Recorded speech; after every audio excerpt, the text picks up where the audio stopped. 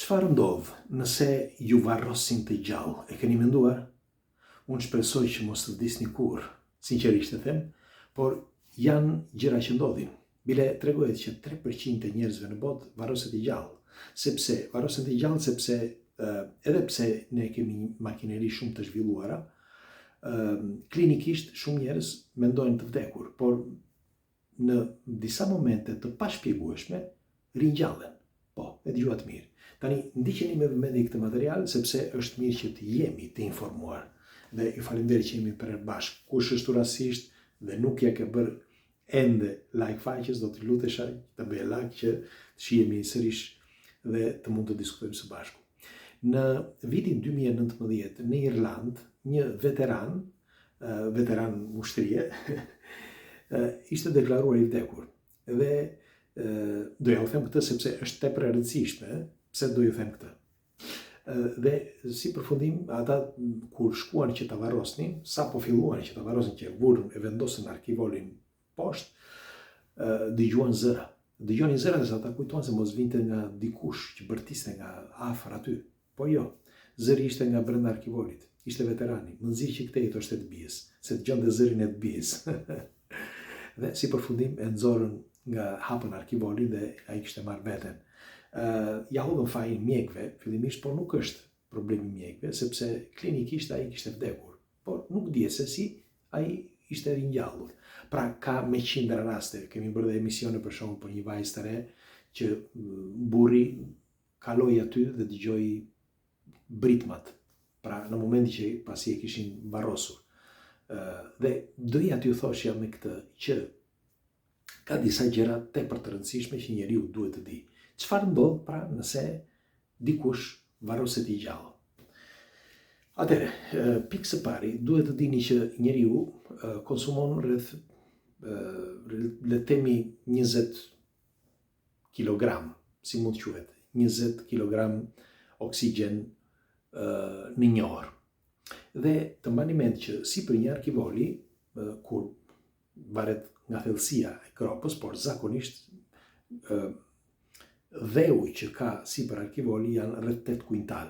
Kështu që pesha e dheut së bashku me trysnin që ka toka ke afërsisht rreth 160 maksimumi 200 kg oksigjen në dispozicion. Tani varet edhe nga vendi, sepse siç ju thash varet nga toka, nëse toka është e ngurtë ose dhe dheu, ose nëse është i lehtë, se varet shumë ky. Dhe megjithatë, e zëm sikur ke rreth 200 kg oksigjen. I bie që ti nëse shpenzon rreth 20 kg në orë, i bie që të kesh parafërsisht rreth 14 orë kohë që të dalësh prej aty. Në qoftë se thash kështu, sepse zakonisht një llogaritë që është bërë, është vënë re që ti ke rreth 7 orë për të dalë aty. Por unë e bëra 2 fishin për t'i dhënë pak shpresë dikujt, sepse ndodh. Tani ka një problem. Problemi bazë, problemi kryesor, është që përveç peshës së madhe që ka barra, ajo arkivoli sipër, varet nga arkivoli. Çfarë arkivoli është? Nëse është arkivol i cilësisë, nuk ka shans që të dalësh prej aty. Nuk ka shans. E vetmja mënyrë është që nëse dikush ka familjar, për shembull, mund të ketë lënë në një diçka, për shembull një biçak që njeriu e kishte gjithmonë si dhuratë brenda xhepit, dhe ose ndonjë mjet tjetër. Por zakonisht kur vendosin të vdekurit brenda arkivolit, i vën sendet e tij, një kapele, një palë këpucë, ku ta di unë, gjëra të vogla, një palë të spije, por ose shkopin, ose një kravat, por zakonisht një biçak është e vështirë. Dhe ky është problemi tjetër. Pra, e vetmja mënyrë është që nëse njeriu zgjohet ose merr veten ose ngjallet në momentin që po e varrosin, e vetmja mënyrë është vetëm grushtat fort arkivolit dhe ulërimat, siç e bëri dhe veterani në Irland. Dhe e vetmja mënyrë thash është nga ai moment aty. Pastaj edhe problemi është që në qoftë se të merr paniku, nuk ke shumë kohë, sepse paniku konsumon oksigjenin, njëkohësisht edhe forca. Pra kur lodhesh që ti kërkon që ta qerrësh për shembull me duar apo ku ta di unë, arkivori sepse zakonisht kështu ndodh, e qerrin me duar, bëjnë ç'është e mundur që të mund ta hapin, por është e pamundur. Pra, e vetmja mënyrë, thash, nëse ke ndonjë mjet, se ndryshe nuk ka një gjë tjetër. Tjetra është që për të patur më shumë kohë, e vetmja mënyrë është që të mos konsumos shumë oksigjen, se po konsumove shumë oksigjen, do të kesh do reduktohet koha. Pra, nuk do jetë më 14 orë, por do jetë për shembull 10 orë. Pra, ke 10 orë në dispozicion, ose ndoshta edhe më pak. Në 10 orë i bie që as gjysma e ditës. Pra, kush mund të dëgjojë në gjysmë ditë që je aty, sepse konsumon oksigjenin. Ato faktet, ose ato ngjarjet që kanë ndodhur, si ju thash më përpara, që janë rritur flokët, janë rritur thonjt apo ku ta di unë, sipas studiuesve, mendohet që përveç se njeriu ka jetuar aty, pra u ringjall aty brenda në arkivor, por është edhe një faktor tjetër, që siç e thonë studiuesit, që lidhet pikërisht me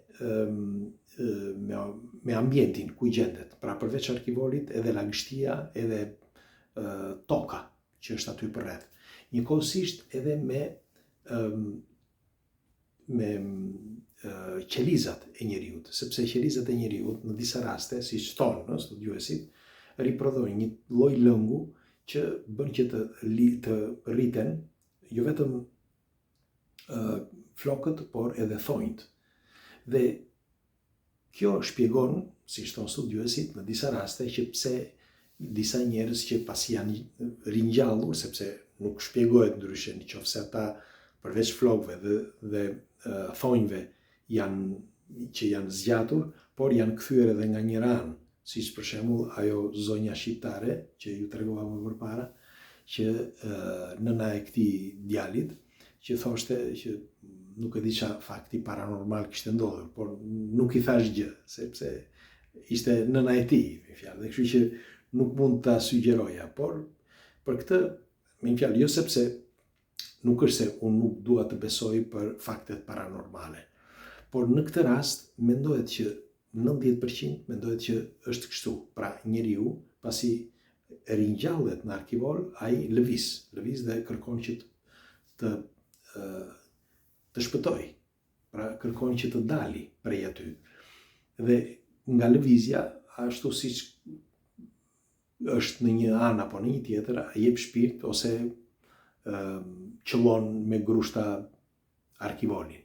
Pra, kjo nuk është se unë nuk dua, thash, që të besoj për fakte supernaturale. Për shembull, fakte supernaturale mendoj për shembull një fakt tjetër që ka ndodhur në Londër në vitin 1987, mos gaboj, nuk e mbaj më të mirë vitin, megjithatë ishin disa, nuk ka qenë vetëm njëri, por ka qenë disa, ishin si po i them, dëshmimtar, pra ishin disa dëshmimtar, dhe ishin fillimisht të dëgjuan disa çuna të rinj. Pra, teksa kaluan në një, sepse duhet të dini që në Londër, në disa vende, ti kalon mes varrezave, mes varreve që edhe të vjetër, ndoshta.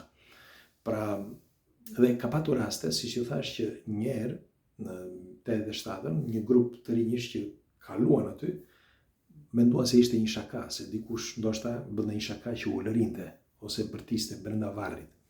Dhe kujtuan se ishte dikush që ishte fshehur. Kaluan majtas djathtë nga gjithë anët, pastaj e kuptuan që ishte ai varr aty. Dhe nuk ishin vetëm këta, por kishte edhe të tjerë që erdhën dhe e dëgjuan. Tani, në qoftë se, sepse thuhet që e hapën varrin dhe panë që trupi ishte i lëvizur, por kishte kohë që kishte vdekur ky trup. Megjithatë, ishte çudi sepse askush, me fjalë, përveç këtij të vdekurit që kishte kohë që kishte vdekur, nuk kishte gjë tjetër. Mirë po, dikush pretendon që mund të kenë vënë ndonjë diçka brenda, për shembull që me zë, me një fjalë me tinguj, diçka që jo magnetofon, por diçka, se në 87 nuk kishte celular. Dhe po thoshe që ky ishte një fakt i çuditshëm që e kam lexuar disa herë këtë, që askush nuk e shpjegoi se çfarë ndodhi, kujt ishte ajo ulërim. Por do t'ju them një gjë tjetër, për shembull në zonat e Llakatundit, aty ku jam rritur unë, kam lindur, tregonin, siç e tregonin pleqtan, edhe plaku im e ka treguar, që kishte disa zëra që o shëtinin ose ulërima, ndonjëherë edhe muzikë. E kam treguar një herë këtë, por doja t'ja u thosh edhe një herë. Dhe dëgjonin në një vend, ishte një vend të një kodre, në një vend eksakt, dëgjonin gjithmonë atje këtë muzikë ose zhurmë ose dhe askush nuk e shpjegonte se çfarë ishte, nga vinte. Të gjithë mendonin se kishte fakte mbinatyrore. Në të vërtetë e zbuloi një burr i fshatit aty, e zbuloi. Me një fjalë ai teksa po vinte nga një fshat tjetër, që ishte shumë larg, ishte mos gaboj 6-7 kilometra, teksa vinte nga ai fshat, i tha që ishte e njëjta melodi që ai kishte dëgjuar në atë fshat, teksa po vinte. Dhe çfarë do të thotë kjo? Që brenda tokës kishte ose ka një tunel që hyn zëri ose tingulli atje tek ai fshati dhe del diku tjetër që është larg, pra 6 apo 7 kilometra larg. Zëri, tingulli po flas. Kështu që e njëjta gjë mund të ketë ndodhur dhe këtu, në Angli. Megjithatë, le të kthehemi edhe një herë tek fakti që ndodhi, jo i faktit paranormal të zonjës, të nënës, por të fakteve të njeriu që mund të mbetet i bllokuar brenda një arkivoli. Dua të nënvizoj diçka tepër të rëndësishme. Nuk ka sot për shembull, duke sigur e kanë bërë të qëllimshme, sepse ti sot e ke hermetik arkivolin. Pra nëse ti edhe sikur të kesh një biçak ose një thik brenda xhepit, ti prap është e vështirë që të dalësh, sepse janë komplet hermetik sot. Nëse keni vënë re, sot sigur në momentin që kanë mbulosur, e kanë mbulosur që ti ke ikur nga kjo jetë, nuk kthehesh dot më. Bile do t'ju them, në Napoli ndodhi diçka tepër e çuditshme 2 apo 3 vite më parë, që një grua e moshuar u deklarua e vdekur, ndërsa e bija bëri gjyqje, nuk e di se çfarë bëri, çfarë ju them, shkoi edhe në gjykat, sepse nëna ishte e ngrohtë, pra turpi i saj ishte i ngrohtë dhe për atë ajo nuk ishte vdekur. Në momentin që i tha gjykatësi, në momentin që ka vendosur ai mjeku, nuk ka shans më. Pra edhe sikur të ringjallesh prap, nuk je hiçi, sepse nuk të mban më njeri. Ndoshta në Shqipëri, Kosovë, Maqedoni mund edhe të rish, por në vendet të tjera, për shembull në Evropë, jo. Është e vërtetë kjo, nuk mundesh, me një fjalë, je i deklaruar, je i vdekur. Në një mënyrë apo në një tjetër do të vdesin, kështu që nejse, ja u lash për sot në darkë të diskutim në mënyrë që të flini të qetë. Hajde, pres komentet tuaja. Çfarë do bëni nëse do varroseni të gjallë? Hajde, natën e mirë.